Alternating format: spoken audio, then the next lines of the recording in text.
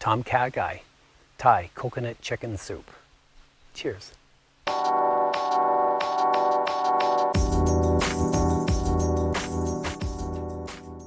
Kha Gai, Thai coconut chicken soup.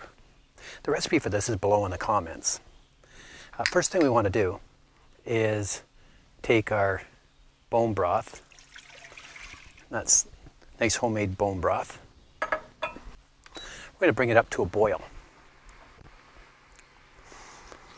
I've got some lemongrass and I peeled off the outer leaves, and what I'm going to do is just hit it with a mallet or a hammer just to release some of the oils.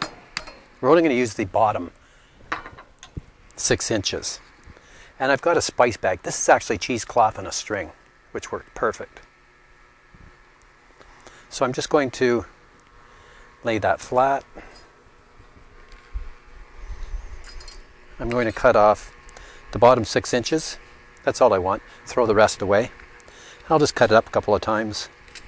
I'm going to put this into my spice bag. Just right there. And I've got a couple of cloves of garlic and some chopped green onion. I'm going to put that into my spice bag. Some red chili flakes. And I'm just going to tie that up with a piece of string. There we go. That's all tied up. And we're just going to extract the flavor out of this and then get rid of it in the end. So I can put that in right now. And this is going to be a very rich, creamy soup. I've got 1 teaspoon of better than bouillon chicken base. So that's going to go in. I've got some red Thai curry. This stuff's really good. Smells fantastic, and it's one of the key ingredients for this soup. And it comes in a little tin. You can get it at any Asian grocery store. So in goes that. I've got a little bit of coriander powder. That's going in. The secret to this Thai coconut chicken soup is galangal. And it's a powder, and it's a key ingredient, secret ingredient. And you don't want to leave it out. And you can find it on Amazon or Walmart or your Asian grocery store. So in that goes.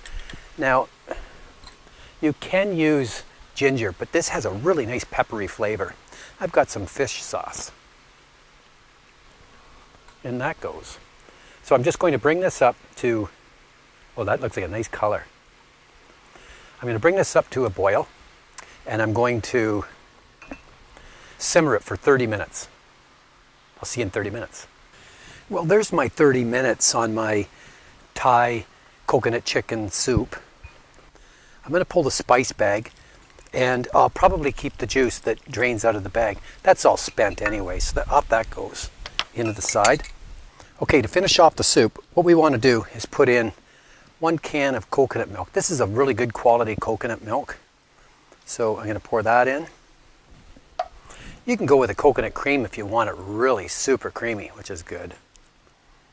This brand is Rooster. I'm also going to put in some chicken. This is pre-cooked chicken. And I've cut it into bite-sized pieces. So in that goes. And if you want to make this a meal, you could actually put in a little bit of pre-cooked cauli rice. That would be very good. And that's a complete meal right there. Low carb. What I'm going to do now is bring this up on high for about 10 minutes, just to warm the chicken and the coconut milk. There you go. I went for 10 minutes just to warm everything up, warm the coconut milk, warm the chicken, cauli rice if you're putting that in. This is very company worthy, and I'm just going to serve some up. I just turned it off and let it sit. It's a great appetizer. My garnishes of choice would be a little bit of cilantro. Some people like it, some people don't. A little bit of green onion, chopped green onion. And I'm going to put a piece of lime. Now this is definitely not a spicy soup whatsoever. But if you want some spice in it, you can add a little bit more of the Thai chili paste. That would be good. There you go. There's my Thai coconut chicken soup. That is company worthy. Thanks for watching.